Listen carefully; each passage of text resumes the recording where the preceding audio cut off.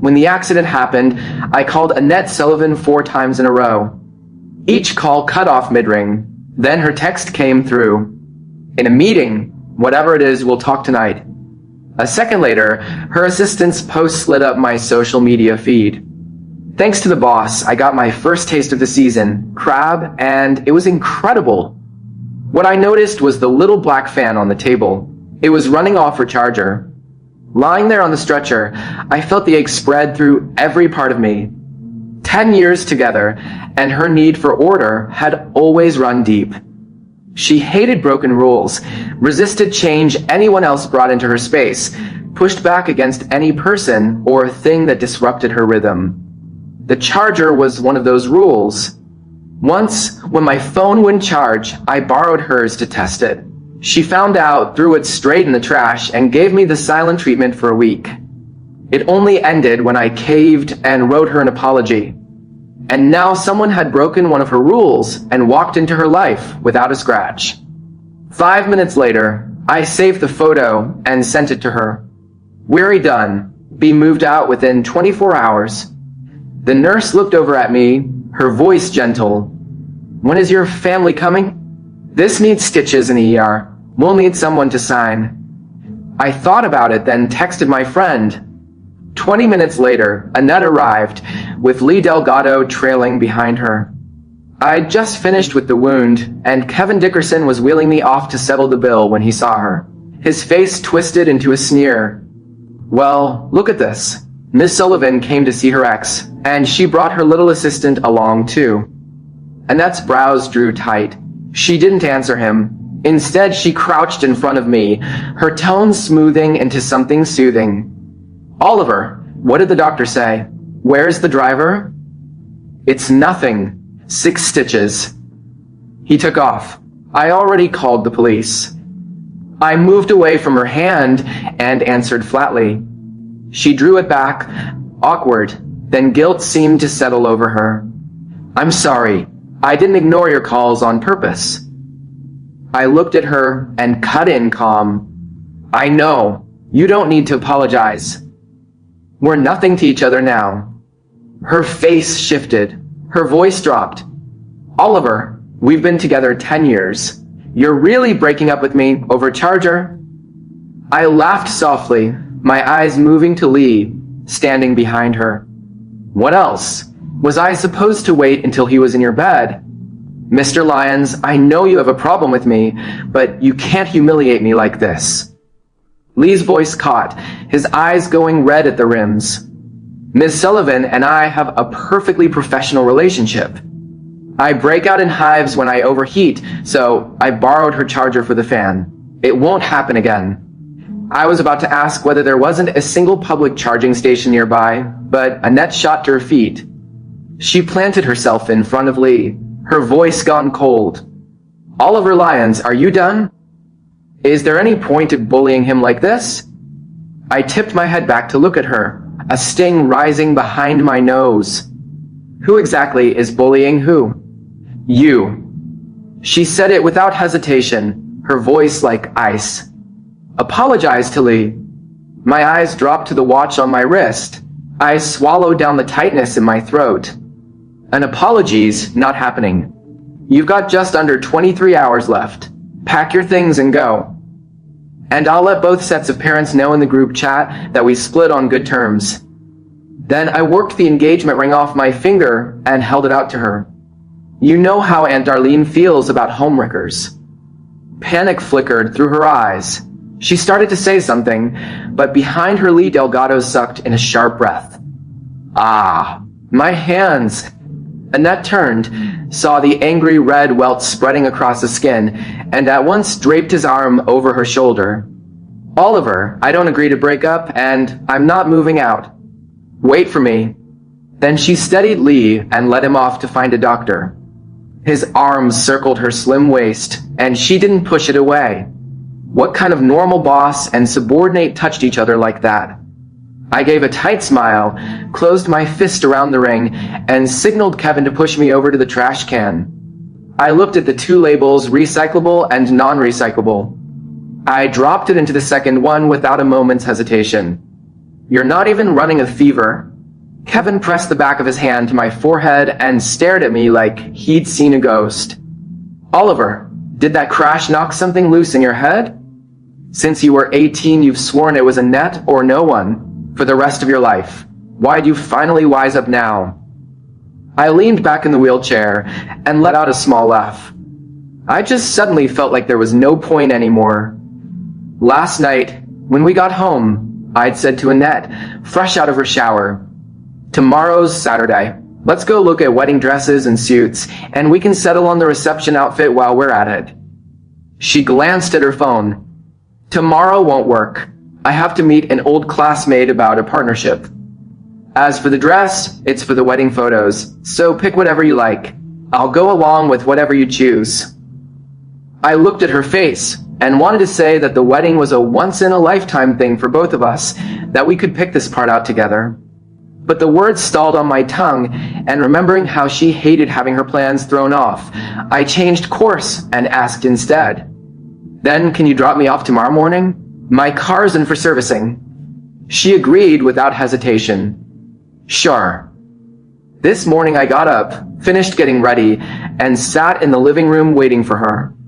The phone she'd left on the table buzzed quickly, the contact name reading Assistant Delgado. I picked it up and pressed answer, and Lee's voice came through, thin and strained. "Miss Sullivan, I know I shouldn't bother you on your day off, but Julie Fletcher, the CEO over at Apex Holdings, won't take no for an answer about brunch. I want to turn her down, but I'm afraid it'll hurt the new project." I knew Annette's temper, so I answered for her. "Assistant Delgado, Ms. Sullivan has plans today. It's not convenient. If you can't handle it, then quit." The line went quiet, and finally, he hung up. Annette came out of the bedroom, walked up to me, and leaned her body forward toward mine. "Who just called me?" I tied her scarf for her, the same as always. "Assistant Delgado." "What did he say?" "Julie Fletcher from Apex Holdings asked him to brunch, and I..." Before I could finish, Annette snapped upright.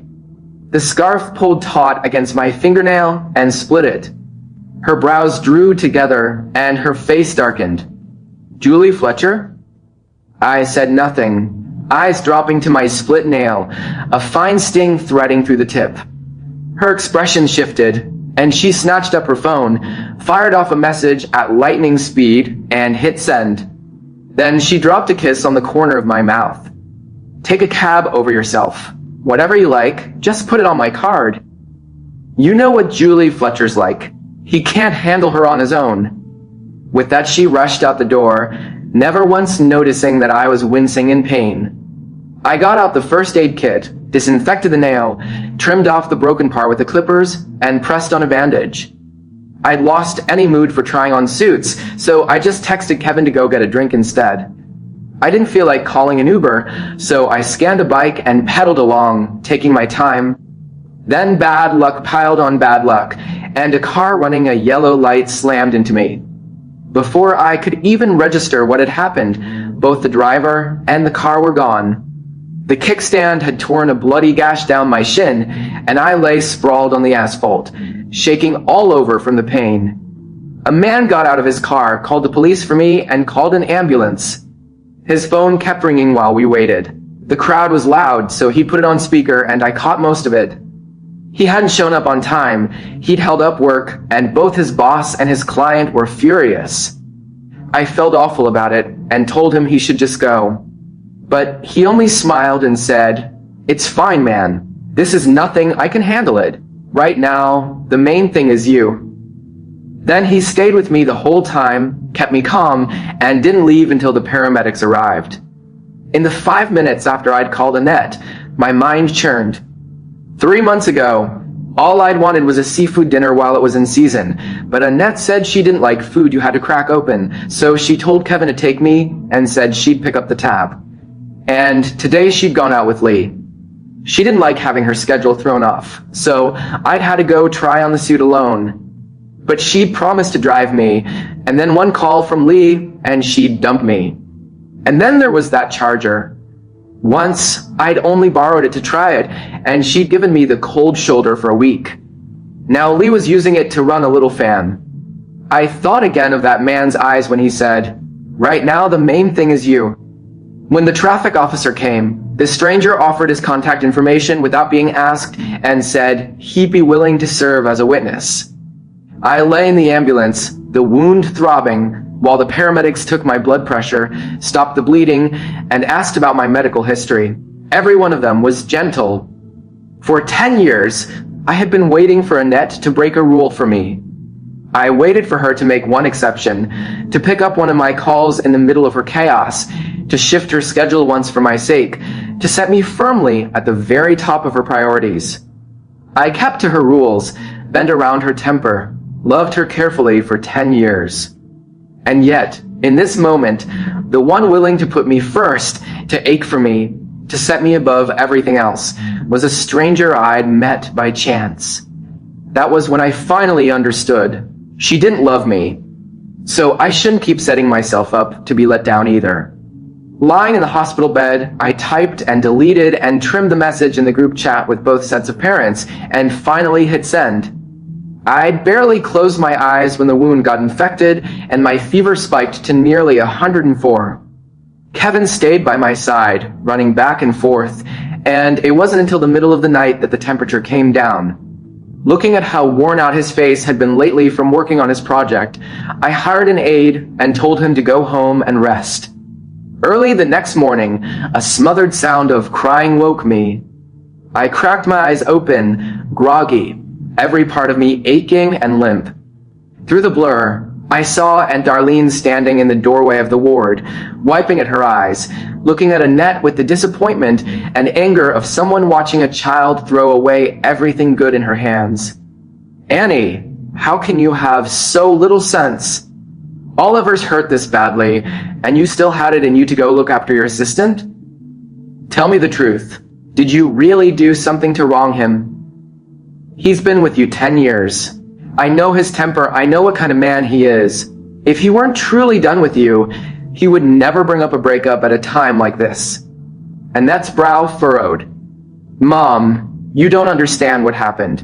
Yesterday, I couldn't just leave Lee on his own." Aunt Darlene was shaking with anger, her voice climbing.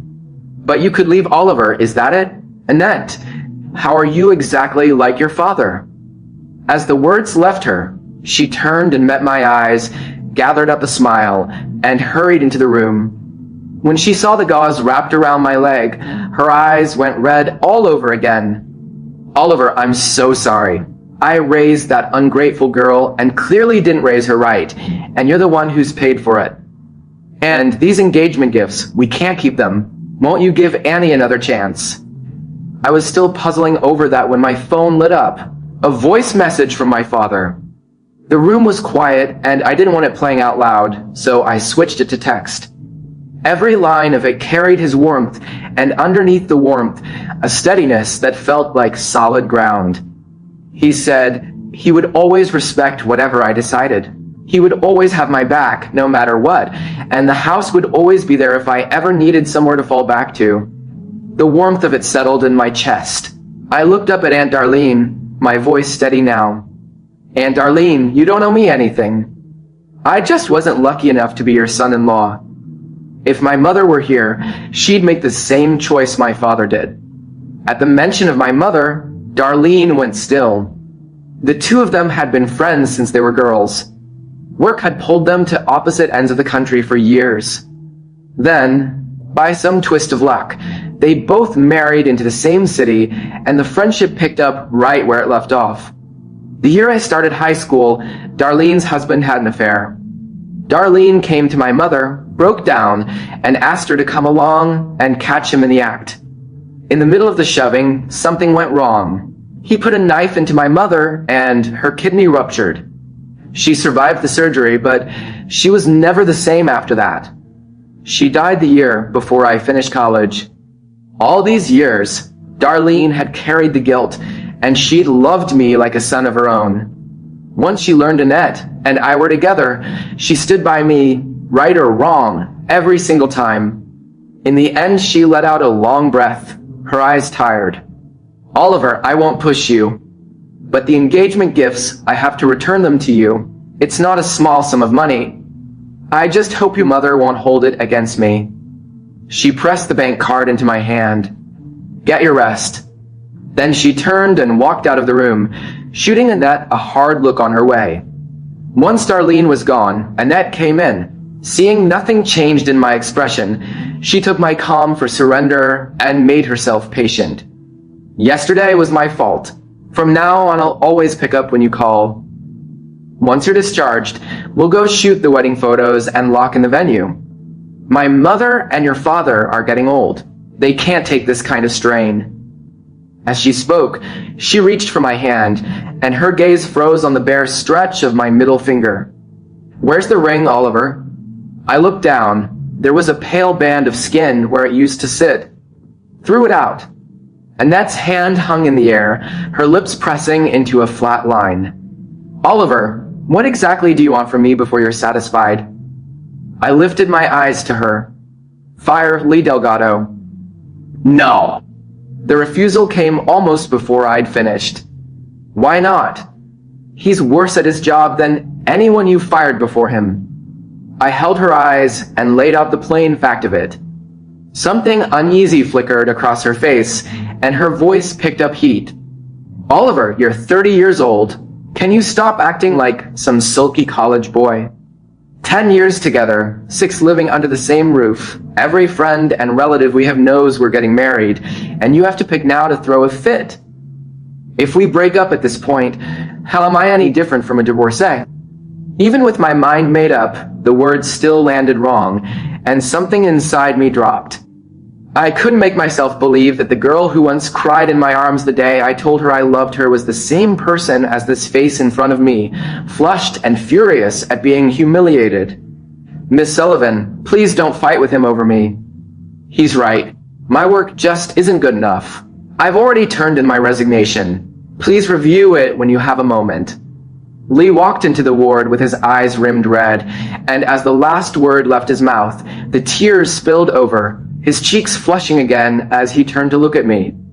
"Mr. Lyons, I swear I never meant to come between you and Miss Sullivan." A cynical smile touched my lips. "You already have." My gaze dropped to their arms, pressed close together, and I let out a soft laugh. "Since you two are so into each other, just be together." Lee froze, then looked at Annette with a wounded face. Her face darkened completely. When she spoke, her voice was full of anger. "Oliver Lyons, you'll regret this." She grabbed Lee by the wrist and walked out without looking back. She'd just reached the door when I called her back. "Annette." Her step stalled, but her hand stayed wrapped around his. "You've got 10 hours. Move out of my place." Early the next morning, the traffic officer called to say they'd found the driver. I'm no good at handling things like that, so I left it all to a lawyer. Kevin came to pick me up from the hospital. Once he heard how things had gone with Annette, he told me to come stay at his place. I gave him a reassuring smile and asked him to take me home. He gave me a pained look and finally gave in. I keyed in the code and opened the door. Her heels were still in the entryway. I took out my phone, meaning to call Annette and get a straight answer, when one message after another from our mutual friends started coming in. "Oliver, heard you and Annette are getting married next Tuesday? Congratulations, man. 10 years of dating, and you're finally crossing the finish line. I'll definitely be there." "Congratulations. You're a lucky guy, landing a woman like Annie, sharp, capable, and gorgeous to..." I stared at the phone, not following. "A wedding? Next week?" While I was still puzzling over it, Lee came out of the kitchen carrying a bowl of instant noodles topped with a fried egg and meatballs. "Mr. Lyons, you're back?" The moment he saw me, his hand jerked, and the broth sloshed, part of it splashing onto his hand, the rest onto the rug.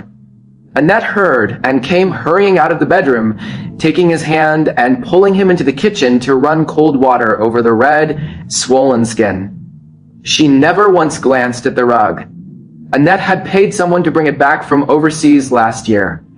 She'd never let me eat snacks on it, never let me drink coffee near it, wouldn't even let me set a bare foot on it. And now it was ruined. but all she could see was Lee's hand. Kevin's eyes went red with fury. He wanted to charge in and settle it for me, but I shook my head, told him I'd handle it, and sent him on his way. 2 minutes later, they came out of the kitchen. I leaned back against the couch, looking at Lee. "Who told you that you could come into my home?" Lee flinched, shrinking back on instinct, his voice small. "I'm sorry, my blood sugar dropped, and Miss Sullivan said I should come up and eat something. I didn't mean any of it." My eyes settled on the knitted slippers on his feet, and the cold crept into my voice. He followed my gaze and rushed to explain. "Miss Sullivan gave me these slippers. I said the disposable ones were fine, but she said the floor was cold and to put these on for now." Annette stepped forward, putting herself in front of him. "They're just slippers. Why are you scaring him like that?" My throat closed. I let out a cold laugh, and my voice climbed. "Just slippers?" "Annette, my mother knitted those for me. When she was dying, what did you promise her?"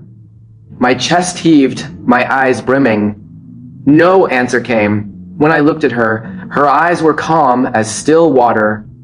I gave a bitter twist of my mouth, swallowed down the thing breaking loose inside me, and pointed at the door. "Get out. This is the house my mother left me.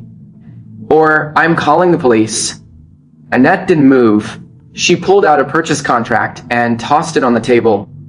"Lee likes this place. I'll pay 3 times market value. It'll be our wedding home." I stood frozen, barely able to believe my own ears.